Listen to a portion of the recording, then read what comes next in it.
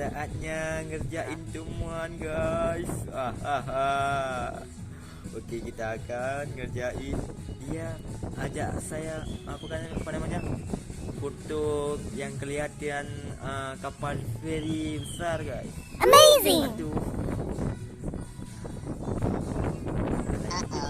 Oke teman-teman, jangan lupa di subscribe di channel Marlo PS supaya kami dapat naikin video yang selanjutnya. Gayanya aduh amazing. Ini sudah apa namanya, kita mulai tahu nih.